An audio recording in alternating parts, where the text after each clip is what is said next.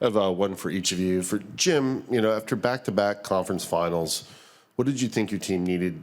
And then how do you think your changes have played out? And then Pete, Gretzky was in your room after last game. Got some anecdotes about that. I wondered if you had an interaction with him or he had any words for you.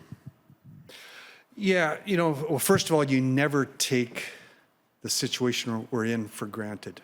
This is not an easy place to get to, and to do it over 3 years is not easy to do.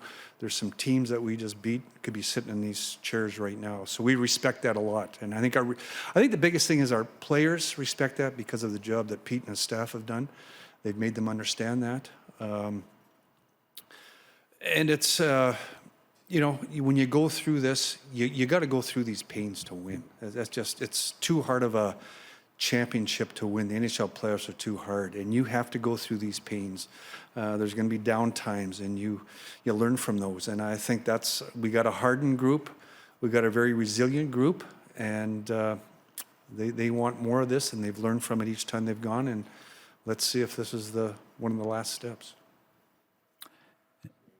Yeah, well, first, what a great honor to have the greatest player, of all time come down after the game and say hello. I got a chance to spend some time with him at the Four Nations, which was extra special. I mean, that's my era, that's the guy, we all grew up watching, and, he's a special guy when you get him one-on-one or in a coach's room or behind the scenes. He really, you can see his passion for the game. He could sit and talk hockey and tell stories all night. And, did he say anything? What if I told you he was hoping that Dallas would win? You think that'd be headlines in Edmonton? He didn't.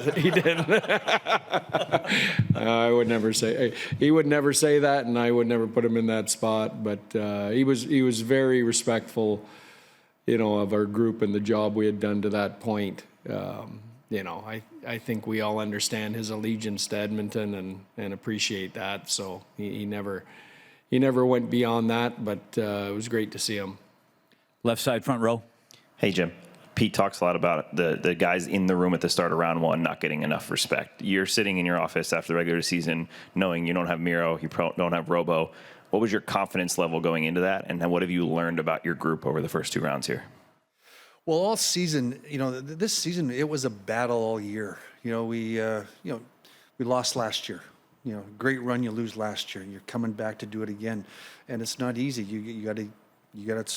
Nobody cares what you did the previous year, so you start all over again. We have the trip to Finland. It's a grind. The season was a grind. The schedule. December, you lose Sagan.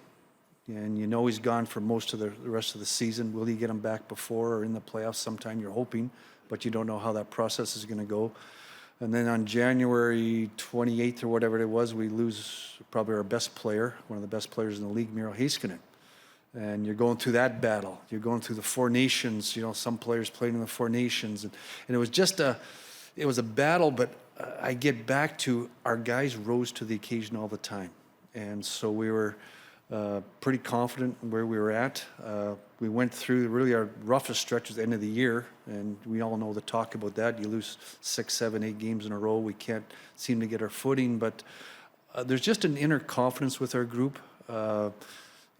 With the structure we play in, the way our coaches prepare for it, there was never a panic in the room, and that's what I like about our group.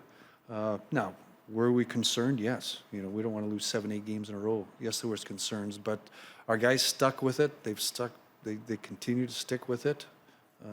We bend and we don't break. Right side, front row, Tracy. Jim, this is for you.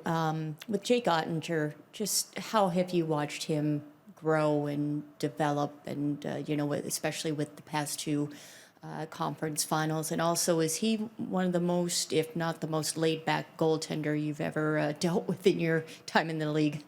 Well, he's definitely one of the most laid back. He's just a he's a very mature young man. He's got a great head on his shoulders. Just a great outlook in life. His family's done a great job bringing up a great young man. But he's been a great story, great development story for us. we draft him, under 18 program. He's going to college, going to play at college. He did that, and then COVID hit. We've got a lot of guys on our team that are great COVID stories, and and he's one of them. He comes to the bubble as a third goalie. Ben Bishop gets hurt right away.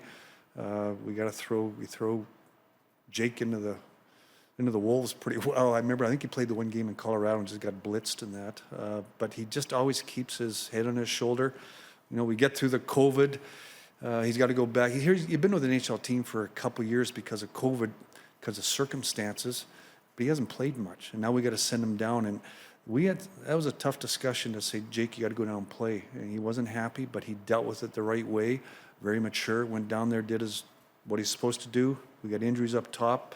He came in and never looked back. And it just shows the mature level of him. For a goalie at his age to be doing what he's doing right now, it's a great story, and it just shows you how much more there is there for him. That's what excites us. I think he's just touching his potential.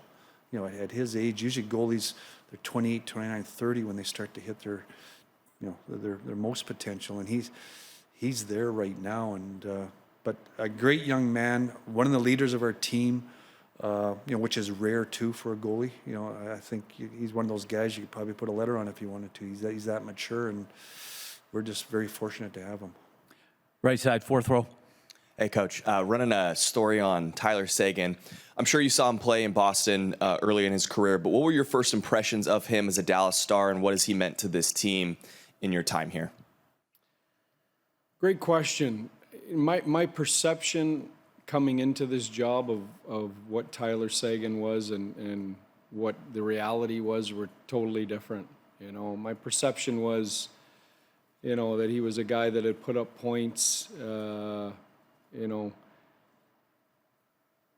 terms like leadership, maturity, kind of didn't go, when you talked about Tyler Seguin, until I got here. And those would be the first words out of my mouth, in my dealings with him over the last 3 years. I think he's been a fantastic leader for our group, showing great maturity. He's at a totally different stage in his life. He's married, he's got kids. He's won, but he hasn't won in a long time, and that's his priority. And he's willing to do anything, take any role in order to help try and get us there. And so, that's the reality of my dealings with him, and really pleasantly surprised. Left side, second row, Mike. Hey, Jim. As a scout, how do you assess Miro, and what have you seen in these 3 games so far? It seems like he impacts everything in the game. It's nice to have him back. No, you know what? Got to give it a lot of credit. First, I'll give credit to the player. Not an easy rehab. When you have the surgery he had, and then the rehab process, and he's sitting there. He's one of the leaders of our team, and he's watching games every night. He wants to get back there, but there's a process to it, and he went through the process. I give my credit to our training staff. They did a great job. They stuck with him. They're patient with him. Pete and I, every day we're coming in saying, when's he going to play? We want him out there now. We're pushing. And they're saying, nope, it's not the right time. His doctor that did the surgery did a great job. He kept us at bay also. And but it just shows you how good of a player he is. To bring him in, the coach staff did a great job, kept his minutes down as much as you can. Because what happens when you get into a game and the game starts, you're a player now. You miss time, that doesn't matter. That's all. I know how coaches think. I'd be the same way. Once you're in the game, you're a player. And to keep his ice minutes down, Pete, Lane Nazardine, they did a good job. It'd be hard, you want to let that horse go. And they managed him well. And I thought the last game, that was Miro Heiskanen. He was, we're into the third round of the playoffs. Teams are starting to they're worn out. They're getting tired. He looked like he was the fresh body out there. He's just starting to play. He was breaking some ankles out there. And he's such a wonderful player to watch, just the way he glides around and how he thinks and moves the puck. Left side, fourth row. Hi, Jim. Can you talk about John Klingberg a little bit? Obviously was here for a long time, and he's had a long journey back to the ice. Can you talk about him getting healthy again and running into him this deep in the playoffs? Yeah, no, I'm so happy for John. John and I got a great relationship. He was a big part of our team for many years here. Saw him develop as a young player. Situations happened, but we've always maintained a great relationship, and that I respect him so much. And to see what he's gone through, not an easy surgery, what he went through, and to be able to come back, and now he's making an impact for them. And so I'm excited for him. And like I said, he's a great player, and he's a player that we're going to have to watch closely. Right side, second row.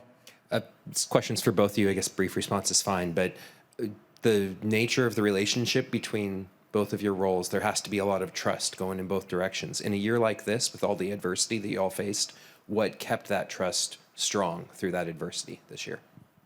Well, I think that there's a mutual respect between us. And, one thing when I interviewed Pete, one thing I talked about is I'm bringing him to be the coach. He's got to make the final decisions. It's his call. And if I'm going to be sitting there, it's not that we don't have healthy discussions and probably have some unhealthy discussions. That's life. But in the end, when the game's going to start, Pete needs to know that I got his back, that I agree with his decision. And that's how we've operated. And his resume speaks for itself. How can I not respect that? What a great resume, what he's done, and how he's handled it, and how a great family man. And I got so much respect for that. Left side. Oh, Yeah, on sorry. my end, just to finish that is, I think when Jim and I have conversations, there's no agenda, other than winning.